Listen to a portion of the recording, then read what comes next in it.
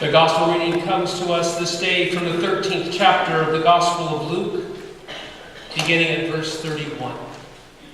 Listen to and for the word of God. At that very hour, some Pharisees came and said to Jesus, "Get away from here, for Herod wants to kill you." He said to them, "Go and tell that fox for me. Listen, I am casting out demons and performing cures today and tomorrow, and on the third day I finish my work. Yet today, tomorrow, and the next day I must be on my way, because it is impossible for a prophet to be killed outside of Jerusalem. Jerusalem, Jerusalem, the city that kills the prophets and stones those who are sent to it. How often have I desired to gather your children together as a hen gathers her brood under her wings, and you were not willing. See, your house is left to you, and I tell you, you will not see me until the time comes when you say, 'Blessed is the one who comes in the name of the Lord.'"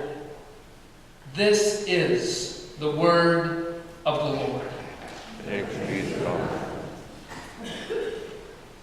Human nature, the way we are wired, resists remembering, telling, and living the way of Jesus. It is not natural for humans to want to remember, tell, and live the way of Jesus. But yet, Christian marketing has found some effective ways to jar us to think on such things. 45 years ago, we had the "I Found It" campaign. Billboards throughout the country and our cities with the phrase "I found it," to which prompted the question, I was in college, what did I find? Which then the conversation emerged about finding God. At that time, I didn't take it upon myself to help correct very bad theology. We don't find God. God finds us. But it was a great conversation. The late 90s and early 2000s, you remember this jarring marketing technique, WWJD bracelets. What would Jesus do? It's important from time to time to be jarred out of our natural tendency to really simply say, what would Steve Marsh do? I kind of ask myself that still from time to time. Well, we've got a problem. What would Steve Marsh do? As if that's going to be helpful. But seriously, I want to speak with us this morning about the significance of remembering, telling, and living the way of Jesus. During Lent, we're looking at very scandalous things, if you will. How the gospel calls us to nonconformity. That was last week's message. That because of God's faithfulness to us, we can rest in the fact that Christians, when we remember, tell, and live the way of Jesus, very often we aren't conforming to people's expectations of us. We're not conforming to priorities that would be counter to God's way. There's a nonconformist aspect to being a follower of Jesus. I think one of the reasons that we don't remember and tell and live the way of Jesus as often as we might is because it's far easier to conform and just kind of go through the motions of life. But the gospel has a strong element of nonconformity. This morning, I want us to look at doing what Jesus did. That the good news is doing what Jesus did, but I want us to look at the question differently. Not what would Jesus do, but perhaps we should ask the question, what would Jesus want me to do? You're saying, no, just let us wear the bracelets. What would Jesus do? Because we know what Jesus would do. He'd love that person I hate. He'd be nice to that person. He would fix all the world's problems. I know what Jesus would do. And since I can say what Jesus would do, I've done a good Christian thing. No, let's ask the question, what would Jesus want me? What would Jesus want you to do? That's a different question, isn't it? I can no longer keep Jesus out there knowing he'll do what he does. For when I say, what would Jesus want me to do, then I'm on the line. Oh, you mean I might need to love that person I don't like? Yep. That's what Jesus would do. You mean I might have to stop gossiping? Yep. That's what Jesus would do. He'd want you to stop gossiping. You mean I can't be bitter and hold things over people? Yep. What would Jesus do? He'd forgive. What does Jesus want you to do? Forgive. Pastor, stop.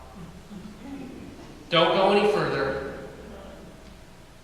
Just stop. It's bad enough you raise the question, what would Jesus do? No, let's keep going.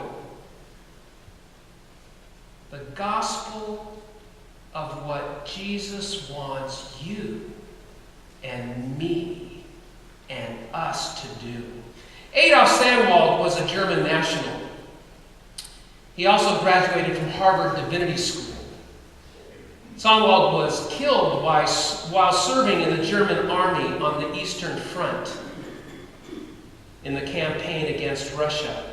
You see, after he graduated from Harvard Divinity, he returned to Germany, and he was a German Lutheran pastor. And he, like others, Dietrich Bonhoeffer, one of them, decided they would not go along with Hitler's National Socialism movement for the church. And so Sandwald and Bonhoeffer and others, they would speak out against the National Church, National Socialism. You see, Sandwald the campaign wasn't going in at the time then, but most certainly Sandwald was not asking the question, what would Jesus do? He knew that answer. Jesus always spoke out against leadership that was oppressing and harming humanity. So Sandwald must have been asking the question, what does Jesus want me to do? Well, he got arrested. Bonhoeffer was arrested, was killed in prison. Sandwald was arrested and drafted immediately to go serve in the army on the Eastern Front. That was a certain death sentence. To go to the Eastern Front and fight the campaign against Russia. Sandwald was killed. There's an honor wall at Harvard Divinity School. On that wall is Adolf Sandwald's name with an asterisk. Enemy casualty. You know, he wasn't an enemy casualty. He was a casualty for the cause of Christ because he asked the question, what would Jesus want me to do? What does Jesus want you to do? What does Jesus want me to do? Two texts I want to focus on this morning in the time that I have remaining. The first from the book of Genesis that John read, the 15th chapter. You know very well Genesis chapter 12, Genesis chapter 15, and Genesis chapter 17. You all could say in unison, well, Pastor, those three chapters explain the covenant made to Abram. I know you could have all said that in unison. Genesis chapter 12, Genesis chapter 15, and Genesis chapter 17 explain the covenant made to Abram. Let me remind you this covenant, this promise. It was a unilateral promise. Covenants are such between a stronger party and a weaker party. Covenants are not contracts.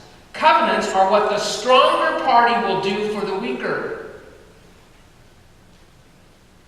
God told Abram, randomly selected, on no merit of Abram's.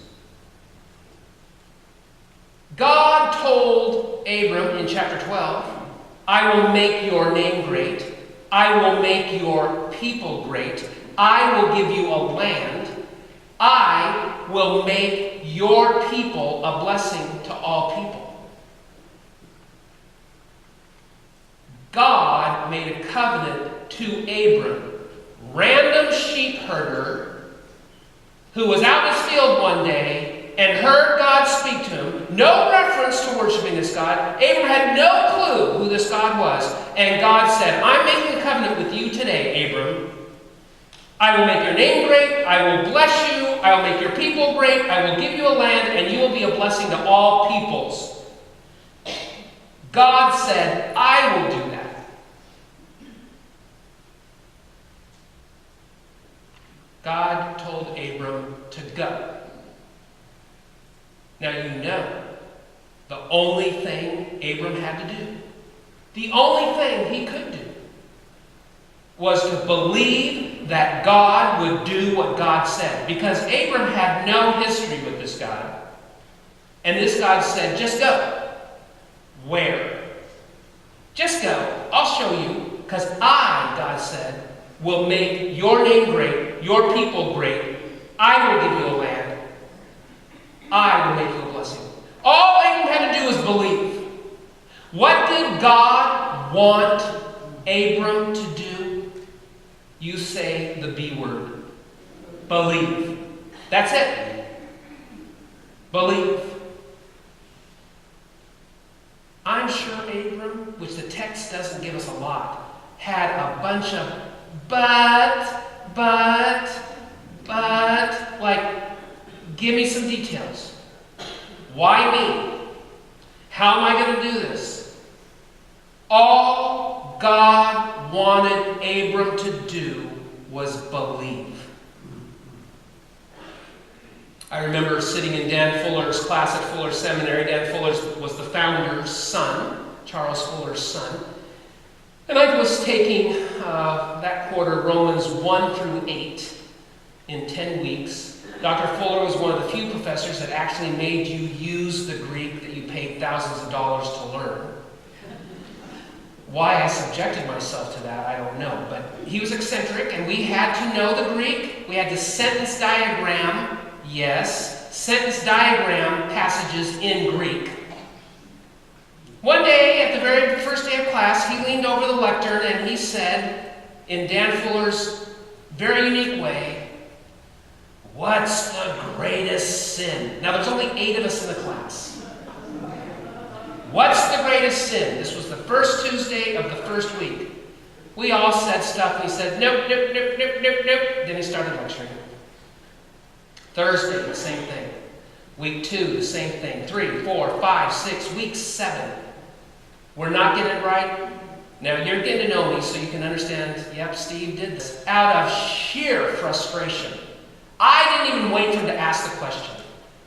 He walked into class, started with prayer, and I just stood up and I said, the greatest sin is not believing. Sat down, and he leaned over and went,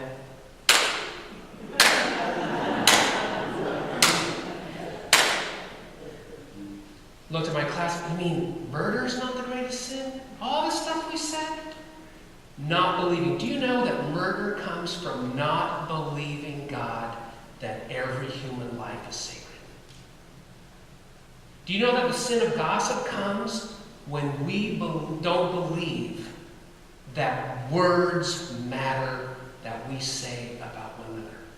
Belief is the sin. Not believing, the greatest sin. I want you to think about that today. What does Jesus want you and me to do? Believe that He, as God, will do everything that God has promised. Well, our text in Luke is great. I just love I hope you love these stories. Let me start. I laugh so much when out of respect, I laugh. It just cracks me up, some of these stories. At that very hour, some Pharisees came and said to him, "Since when are the Pharisees looking out for Jesus' best interest?" But notice this. They came to him and said, "Get away from here, for Herod wants to kill you." This is Herod Antipas, the son of the great King Herod. So my discussions with God in heaven are going to be like a little help. Like, why didn't we just, when you were talking to Luke, why didn't you just say Herod Antipas so we know that this was, because you all thought that was King Herod, didn't you? Well, it's not. It's just, come on, humor me a little bit. You guys are smart. You knew Herod Antipas. So the Pharisees come to him and they say, "Go, he wants to kill you." Now notice, Jesus even asked himself this question. What do I want me to do? He didn't say, what do I want to do? Not what would Jesus do, but what am I to do? Look at Jesus' response. He doesn't miss a beat. He says, "Go and tell that fox." Now, in the Greek, you have to know the context there, that in Hellenistic Greek, the word fox, yes, is clever, but also comes with an unprincipled. You go and tell that clever, unprincipled Herod Antipas for me. Listen, I'm casting out, this is where I crack up. I'm casting out demons. I don't care that you want to kill me. I'm busy. I'm casting out demons and performing cures today and tomorrow, and on the third day I'll finish my work. Bring it, is what he's saying. But I'm going to keep doing what I need to do. I'm going to cast out demons, I'm going to heal people, and on day 3, I'll be done. Jesus answered the question, what do I want me to do? Not what did I do? Or what should I do? But what am I to do? I'm going to keep doing what I'm supposed to be doing, which is casting out demons and healing people. And if Herod Antipas wants to kill me, so be it. Now there's more going on here. There's also a prophecy of how on the third day he will raise from the dead and it will all be done. I am so glad that Jesus believed. There's no way, when the Pharisees who hate Jesus, but some of them had a little compassion, tried to get him off mission. Hey, Herod Antipas is going to come get you. Jesus believed his Father's will. He believed that he would not be forsaken. He believed that he had a mission to do. He believed that God would do through him what was needed to be done. He believed. Even Jesus, as God, believed his promises. That's what I want to leave you on this day. Ada Songwalt believed in the one he preached about. And he knew what God would do. And did it. So it's not what would God do, it's Adolf Songwalt saying, what am I to do? And Adolf Songwalt said, I'm to do what God would do if God was walking these streets in my parish. God would say, keep loving me, do not give loyalty to the Führer.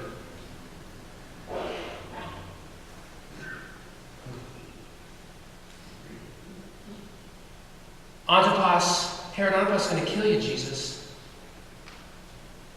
I'm going to believe, Jesus says, my Father's will, and I'm going to keep casting out demons and healing people today and tomorrow.